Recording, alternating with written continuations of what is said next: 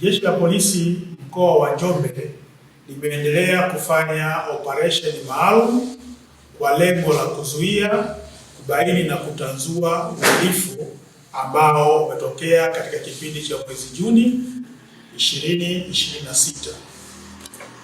Jeshi la Polisi limefanikiwa kuwakamata watuhumiwa 107 kwa tuhuma mbalimbali zikiwemo mauaji, uvunjaji, wizi wa pikipiki pamoja na madawa ya kulevya. Miongoni mwa watuhumiwa waliokamatwa ni pamoja na raia wa kigeni ambaye amefahamika kwa jina la Amar Abdi Wota El Saidi, miaka 37. Huyu ni raia wa Misri ambaye amekutwa akiwa anafanya kazi hapa nchini bila kuwa na vibali na tayari ameshakabidhiwa katika idara ya uhamiaji kwa hatua zingine. Pia jeshi la polisi limewakamata watu wawili ambao wamefahamika kwa majina ya Lujiliko Zablon Mlowe, huyu ana miaka 52, pamoja na Zawadi Samola Msigwa, huyu ana miaka 43, ambao walikuwa wanatafutwa kwa tuhuma za mauaji ya mtu ambaye amefahamika kwa jina la Lighton Zablon Mlowe, wakimtuhumu kwa ushirikina huko katika kijiji cha Ivigo Igosi, wilaya ya Banging'ombe.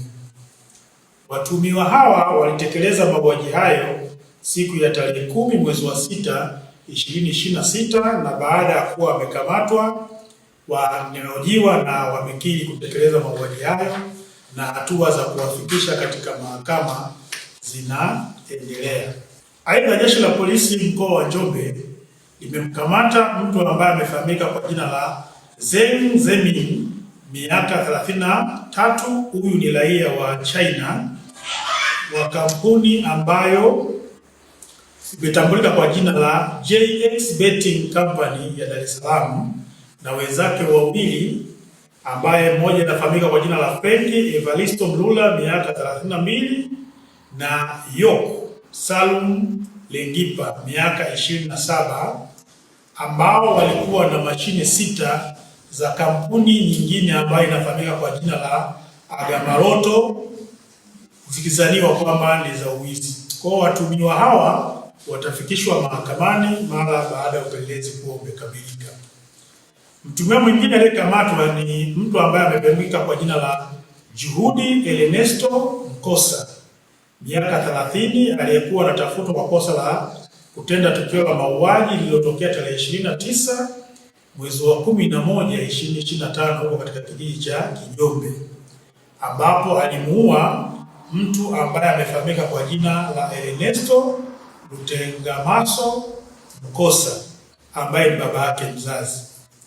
Katika mahojiano ya awali, mtuhumiwa amekiri kutenda kosa hilo toka tarehe 29 mwezi wa 11 2025, na mara upelelezi utakapokuwa umekamilika wa vitu vingine, basi na yeye atafikishwa mahakamani. Lakini sababu halisi iliyopelekea mtuhumiwa huyu kuweza kutekeleza mauaji hayo ni kumtuhumu mzazi wake ushirikina na kwamba mke wake alikuwa akibeba ujauzito unaharibika mara kwa mara.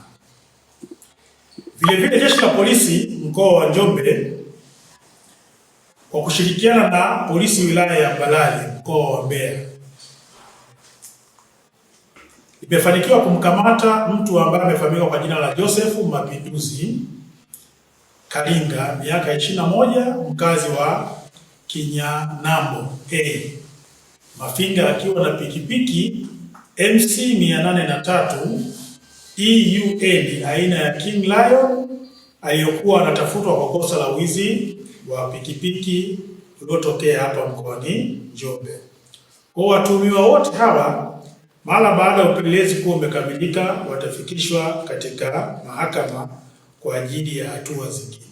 Hivyo jeshi la polisi katika mkoa wa Njombe kupitia polisi jamii litaendelea na mikakati yake ya kuyafikia makundi mbalimbali kwenye jamii kupitia polisi kata, ili kuhakikisha jamii inaendelea kubaki salama dhidi ya vitendo vya uhalifu, kwa kuwajengea uelewa, kushirikiana na Jeshi la Polisi katika kubaini, kuzuia na kutatua uhalifu kwenye maeneo yao bila ya kusababisha madhara.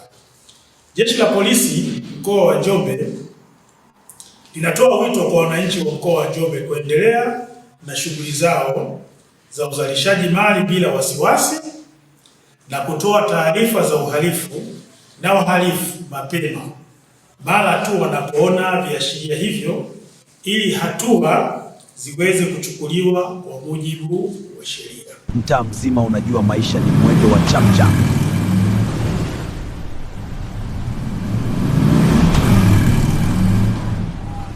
Mtaa mzima unajua maisha ni mwendo wa chapchap. Lakini leo kuna sehemu matumaini yanakutana na suluhisho.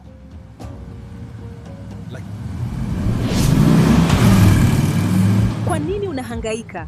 Njoo wezesha Mzawa Microfinance. Punguza stress, ongeza maendeleo.